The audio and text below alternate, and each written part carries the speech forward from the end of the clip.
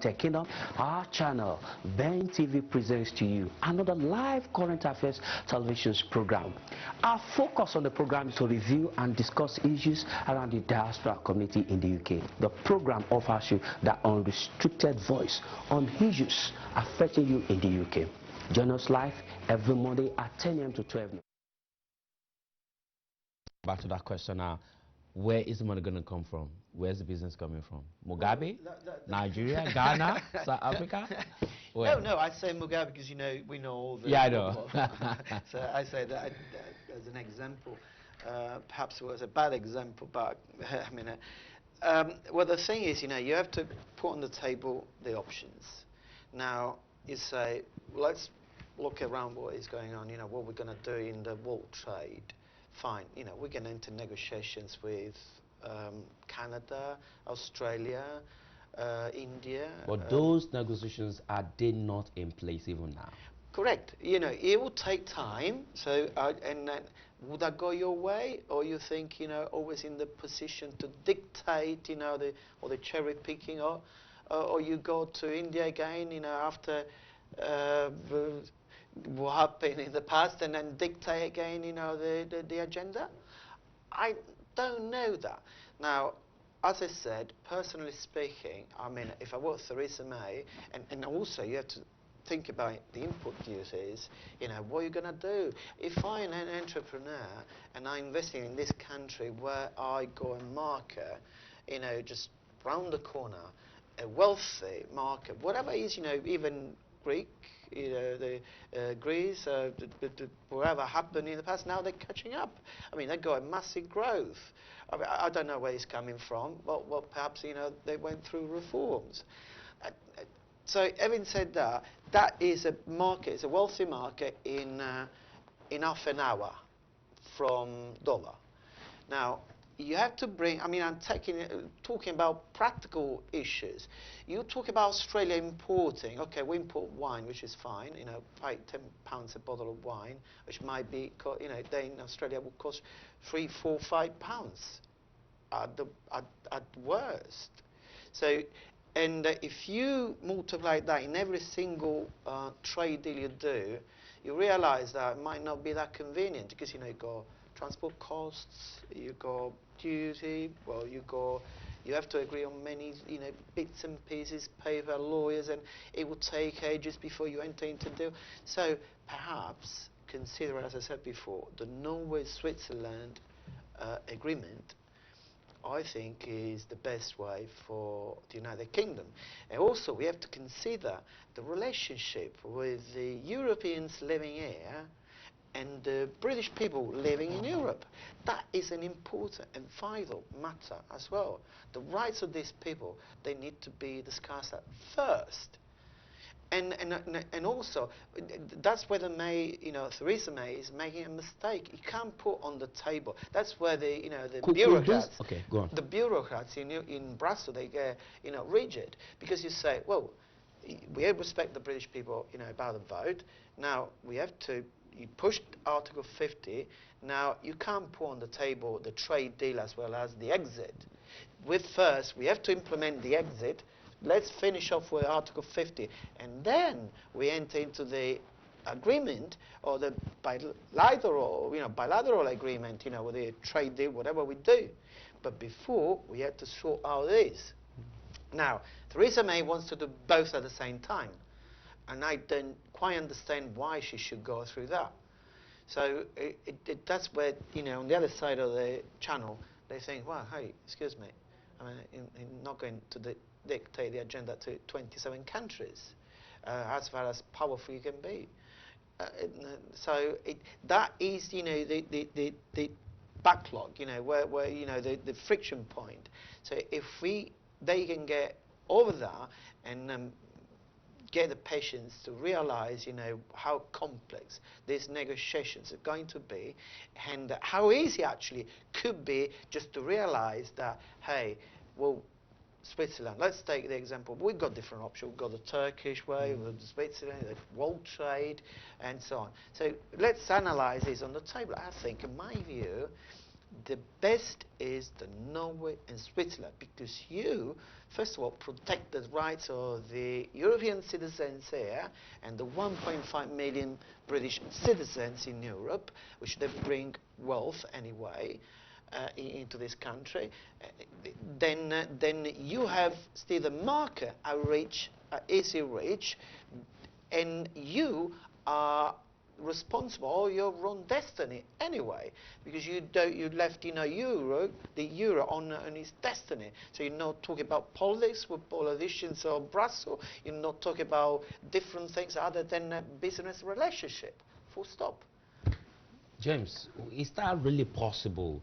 I mean, we've heard this over and over again from the EU negotiator that, look, the three core values of Europe would not be compromised.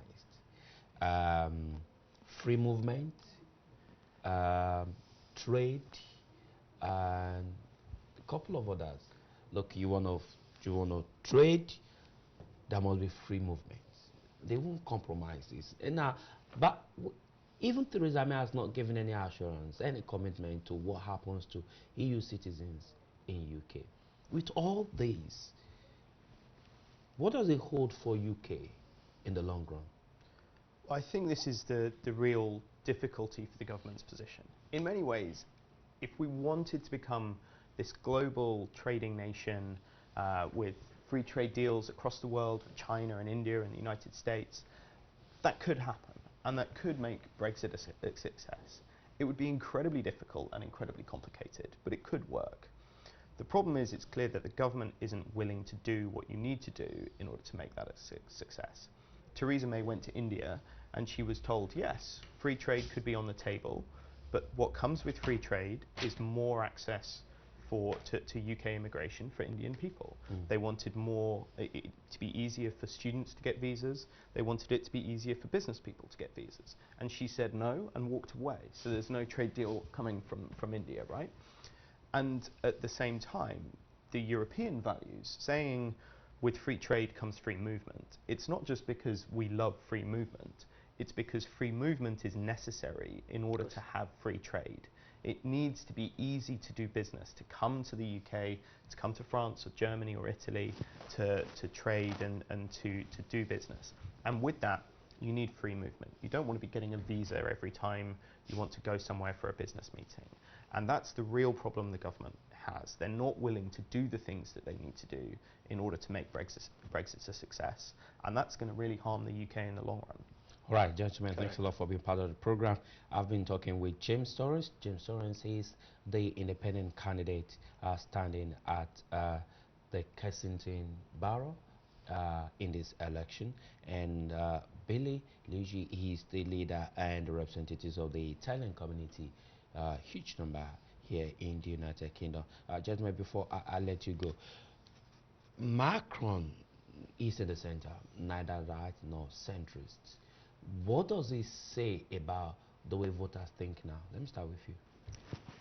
I think what it says is that when you get a serious candidate who doesn't carry with them the baggage of one party or the other, who is willing to look at the world sensibly and not be very doctrinaire about the way they approach it, then actually and say to voters sensibly, like, this is the real world, this is the way the world should work, voters will respond to that. And voters want, you know, a sensible person in charge who's going to, you know, provide for them or give them the best opportunity to provide for themselves. That's what Macron offered. If Britain were to have, not at the moment, any candidate who, can we really say we have a centrist candidate now in this election? We don't have a centrist candidate. I mean, not a candidate. What about Tim Farron? He's both on the right and on the left. He's not in the centre, if you see what I mean. He says he's very pro-European, but then he went to Cornwall a couple of weeks ago and said, I'm a bit of a Eurosceptic myself. At the same time, he says he's the party of business, but wants to raise taxes on people and businesses. I understand why he does that. I understand his incentives there, but he's not a centrist candidate. And that I'm sad. I would like him to be, but he's not.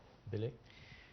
Well, I mean, in theory, he should be the centrist of the British politics. You know, the Lib Dem. The word speaks itself. And it's talking about the taxation. I mean, in terms of taxation, he's been put 1 penny on the income tax, which is not really on business, but also he's been trying to protect the triple lock, you know, on the pensions, which is a good thing as well. But I think he's lacking of charisma other than anything else, and he's not like Nick Clegg. Nick Clegg actually was. He made that fatal mistake of the tuition fees, obviously, and that was lethal for the. But it was really charismatic. But it was really charismatic, and it's a shame because he was a pure politician which could have pushed, you know, the centre side of the British politics. Because, you know, there's dualism between the two parties has been going on for years and years and years, having a different approach, you know, because, you know, that's what the world wants, actually. The world is fed up with a traditional way of politics. You know, we are fed up about the two sides, you know, the capitalism on one side and the social communism on the other side. We need a third way. We need a future. We need a different way, different approach. Young people, they're really looking for that. And there's even Tony Blair, who is not perhaps, you know, perhaps you would consider that as a liberal progressist, you know, as other than anything else. He actually thought about this transition stage we are in already. It's consolidated this transition period where the ideology is in crisis, you know, and the politicians, they don't know really what to do. That's the reason of the raising of the populism, which is not really far right. You know, they say far right, but it's really talking to the people and listen to what they want, and you say what they want to say, what they want to hear. That's all about. It's not really having a straight, clear, ideological decision, and that's, you know, the way the society you think that is the right way the society should go. No, the world is changing. The SNP, they don't seem to be losing ground that much in Scotland. They seem to be strengthening their base. If whoever wins this election but loses the Scottish referendum, James, I think the chances of a Scottish independence. I think the chances are they exist. They're not zero, but they're relatively slim. I think one of the reason why the SNP are relatively strong still in Scotland, despite running the country actually very badly, is for exactly the same reason that the Tories are strong in England and Wales, and that's because Labour is weak. And I think if Labour changes over the next 5 years, that might reverse.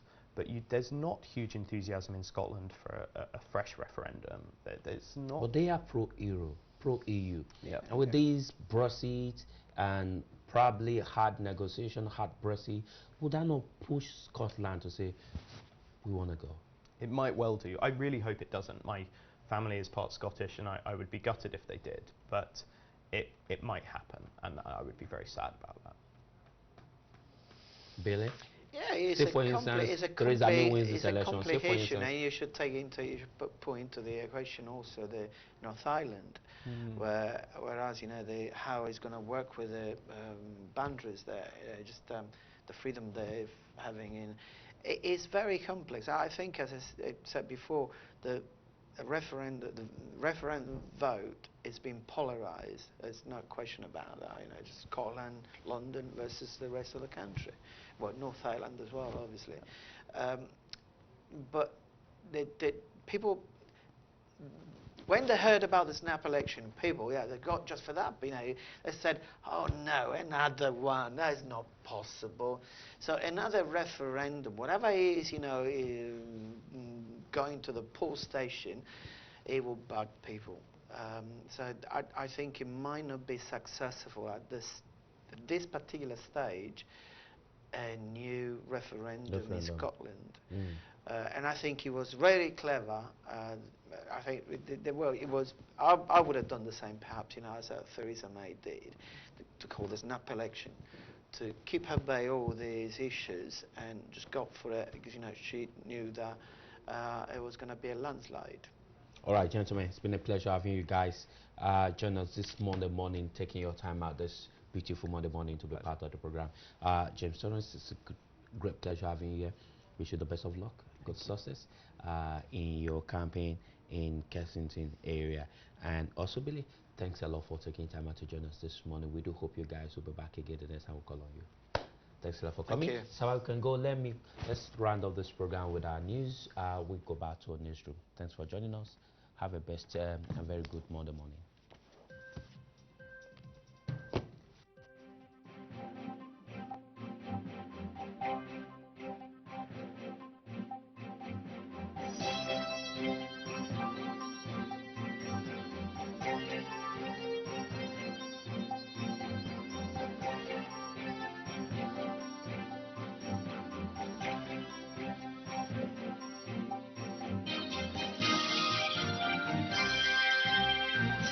Hello, this is Ben Television News Roundup, a compilation of major news stories in the weekend.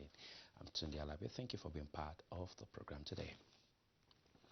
Sub-Saharan African nations and other regions in Africa have been hit by persistent drought and famine. In an effort to stem the growing catastrophic effects of more than 2 years drought and conflict-related food insecurity, relief agencies have sounded warnings that these African nations have been hit by the worst health crisis in the world. This is the face of famine in Africa. Aid organizations around the world are sounding the alarm. Acutely malnourished children, we expect there will be 1.4 million over the course of 2017. Okay? That includes 275,000 severely malnourished. This is the most severe form of malnutrition, the kind that makes children 9 times more likely to die of diseases such as cholera or measles or even malaria. More than 2 years of drought and conflict have created a crisis in a number of East African nations, including Somalia, Niger, Central African Republic, and Kenya. But aid organizations say they can stop this from happening. The world needs to know the problem, how severe it is. And these are conflicts that are man-made. Between FAO and World Food Program and other humanitarian agencies, we have the strength, the structure, the logistical capacity, the technology to get the job done. What we need are resources or end of the conflict. Food aid and relief supplies are being dropped into many of the affected regions, but it's too little, and for many of those affected in Somalia, too late. When we declare famine, it's because people are already dying from hunger. It's not that they will die, they are already dying. Aid groups are asking for billions of dollars to deal with what they know is coming. An estimated 30 million people need food assistance in Yemen, South Sudan, Nigeria, and Somalia. But the World Food Program says they only have the means to help 8 million of them. Meanwhile, food insecurity and famine caused by drought and civil wars have led to the continent's worst humanitarian crisis in decades. The United Nations believed it is the world's largest crisis in 70 years. Africa is facing its worst humanitarian crisis in decades. According to the UN, it's the world's largest crisis in 70 years. 20 million people across the continent don't have enough food. Hundreds have died and many more lives remain at risk. Much of Somalia is facing emergency conditions, and in parts of South Sudan, famine has already been declared. The root causes vary. The weather events El Niño and La Niña have led to droughts in eastern and southern Africa. In northeastern Nigeria, a brutal insurgency by the terror group Boko Haram has displaced thousands and disrupted harvests. An infestation of armyworms has decimated crops in southern Africa. Across the continent, conflict and land management practices have exacerbated the problems. The Congo River is experiencing a 50% drop in its water level as a result of the drought, something that hasn't happened in 100 years. Camels, which can survive 3 months without water, are dying in Somalia. A similar crisis struck the Horn of Africa in 2011, killing as many as 260,000 people. National governments and aid organizations say they learned important lessons from this tragedy, but some critics fear it may not be enough. As the story unfolds, the Voice of America will continue to cover the human toll and the international response with reporters on the ground. Leading civil rights groups in America have said African Americans and Hispanics have made positive gains in improving their economic and academic life. In a new report, the National Urban League stated that despite the strides in education and finances, minority groups in America still lag behind their white counterparts in other measurements of racial equality. The theme of this year's State of Black America report is Protect Our Progress. National Urban League CEO Mark Morial says blacks and Hispanics, the nation's largest racial minorities, are better off economically than a year ago. The jobless numbers have come down, and more black people and more people overall are working today than in almost 10 years. But the State of Black America report suggests African Americans and Hispanics still lag behind whites economically.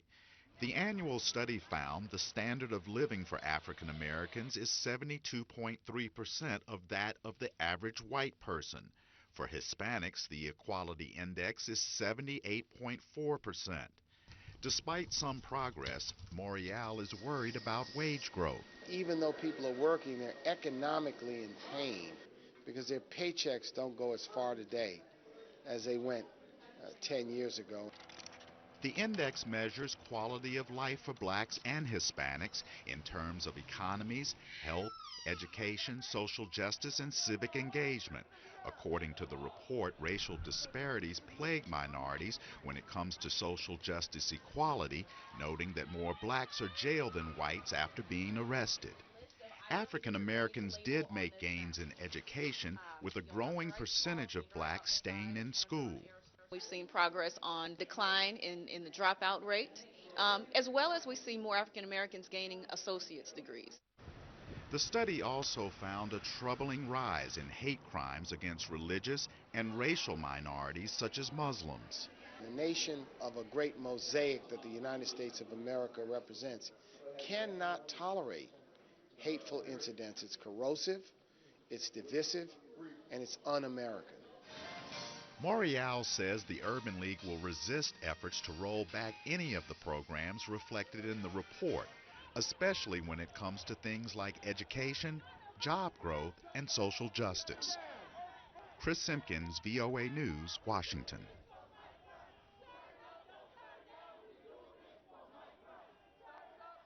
As the talks of a frosty divorce continue to grow between Britain and the European Commission over Brexit, Britain is looking towards Africa for stronger trade ties. The Foreign Secretary Boris Johnson stated in Uganda that Britain hopes to build on its historical ties with Africa as it leaves the European Union.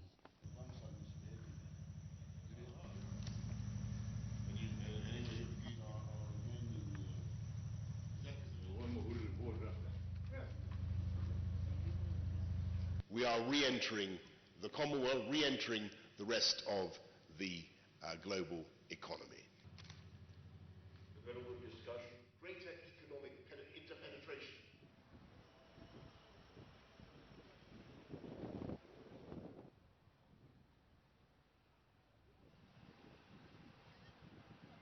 The empire has a mixed legacy, so to try and relive that past, I think, is a completely ridiculous and forlorn exercise. But what we can do is to try and use those relationships that were forged, some of them through the empire and then latterly through the Commonwealth.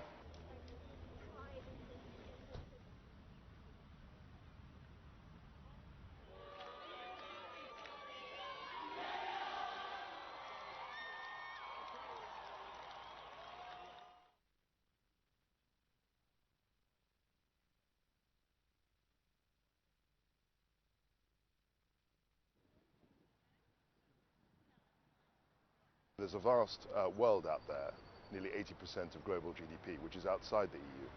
And a lot of that GDP is taken up by Commonwealth countries.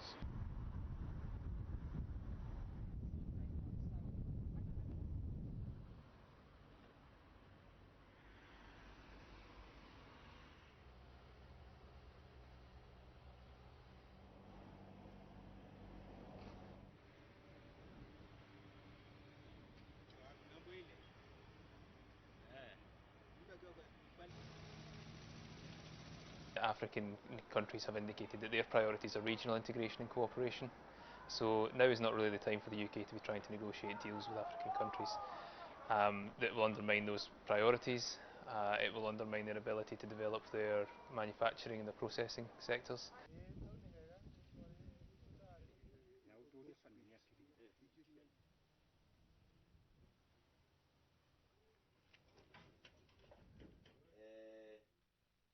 Producers in developing countries, they don't know what tariffs they're going to face to sell into Britain. They face uncertainty around that. That means that supply chains, I mean, you know, decisions are being made now for 2 years down the line on uncertain conditions.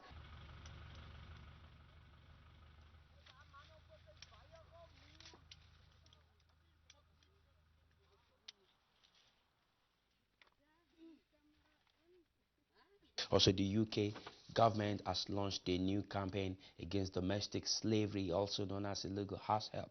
A new pilot campaign focuses on helping those trapped in domestic slavery, mistreated and forced to work long hours with no pay. My name is Teresa. I'm from Nigeria. My family is very poor. One day, a family friend said they would train one of us in the UK, and they chose me. But we did not know they were deceiving us. When I arrived, they took my passport. I would work early morning till midnight every day. No school, no friends. I was very lonely and I was very afraid. Brother James from church saw them abuse me a few times, so he decided to talk to them. But they didn't listen to him. Brother James was very worried, so he called the Modern Slavery Helpline. That was how Mrs. Annabelle, the support worker, and the police got involved. I was so afraid. I didn't know how I would survive in the UK without my madam and her husband. But Mrs. Annabelle said her people will help me, and I believed her. I'm happy I did.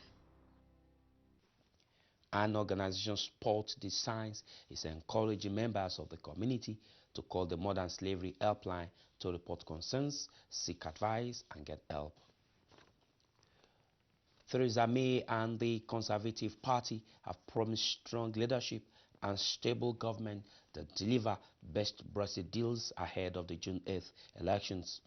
While addressing supporters at a rally, Labour leader Jeremy Corbyn said that a vote for him and Labour is a vote for a government that provides for all and not just a few people. And that is very clear. That let's look, the other parties are lining up to prop up Jeremy Corbyn. We've seen it with the Liberal Democrats, and we see it with Nicola Sturgeon's Scottish nationalists. They're very clear that they want to do everything they can to frustrate our Brexit negotiations, to undermine the job that we have to do, the task that lies ahead, do everything to stop us from being able to take Britain forward. And it's their tunnel vision, focus on independence, that actually provides uncertainty. They want to pull the strings, try to pull the strings of this election, prop up Jeremy Corbyn, and provide more risk and uncertainty for the British people, and that's not in Britain's interests. So it's only a vote for the Conservatives that can deliver, and every vote for the Conservatives, every vote is a vote for me and local Conservative candidates, and it's a vote to ensure that we have that strong and stable leadership that we need to take us through Brexit and beyond. Every vote for me and the local Conservative candidates here and across Britain is a vote to deliver on that plan for a stronger Britain and a more secure future for us all. The Labour Party that's standing up for working people to improve the lives of all. It's the establishment versus the people. It's our historic duty to make sure the people prevail.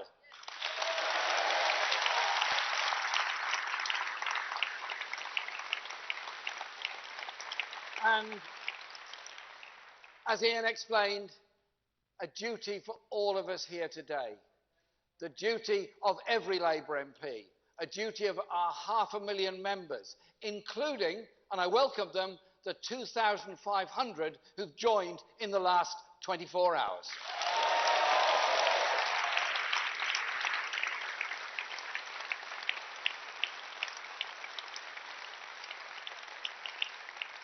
much of the media and the establishment are saying this election is a foregone conclusion.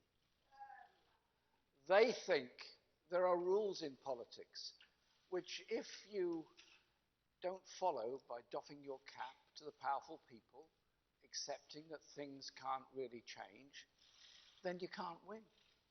But of course, they do not want us to win, because when we win, it is the people, not the powerful, who win.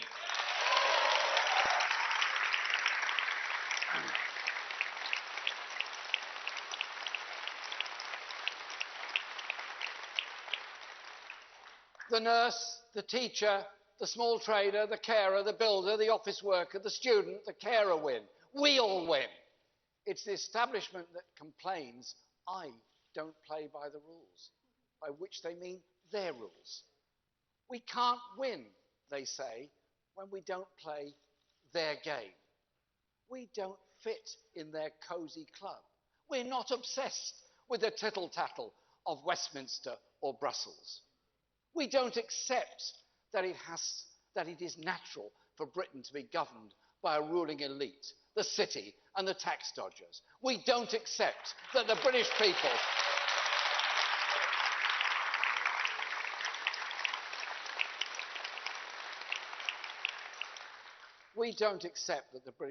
just have to take what they're given. At that, they don't deserve better. And in a sense, the establishment and their camp followers in the media are quite right. I don't play by their rules. And if a Labour government is elected on the 8th of June, we won't play by their rules either. Media outlets say journalism now faces more challenges, including battling fake news. This was made known at the World Press Freedom Day Forum at the George Washington University School of Media and Public Affairs. Public and private media outlets stated that defending press freedom and safety of journalists should be made a priority. Panelists discussed the public's growing hunger for accurate information and the efforts of some governments to limit access to it. They run the gamut from truly despotic places to places we might even have looked at as democracies, where controlling the flow of information has become a principal tool of their government. And it's made it extremely difficult and in some cases extremely dangerous to gather news. Increasingly, there is what the head of the Broadcasting Board of Governors, John Lansing, referred to as a weaponization of information. You look at what's happening coming out of the Kremlin, and it's really almost beyond a false narrative. It's more of a strategy to establish that there's really no such thing as an empirical fact. Facts are really what are being challenged around the world by these regimes, and you see that now happening in Turkey as well. Last week, Reporters Without Borders released its 2017 World Press Freedom Index. Russia came in at 148 out of the 180 countries. The group says since 2012, leading independent news outlets have either been brought under government control or throttled out of existence. Turkey fell 4 places to 155 in the same index. According to Freedom House, a pro-democracy advocacy group, press freedom globally declined to its lowest levels in 13 years. One reason, new threats to journalists and media outlets in major democracies. Not only is it more difficult for us to bring, the world to America, it's becoming increasingly more difficult to bring America to the world because of the climate that we have here. It's not just about law and danger, it's about respect for the press. I happen to know how dishonest the media is. President Donald Trump has called the media an enemy of the American people and accused some U.S. media outlets of spreading fake news. Reporters Without Borders has said Trump's media bashing is emboldening other world leaders to mistreat their own media.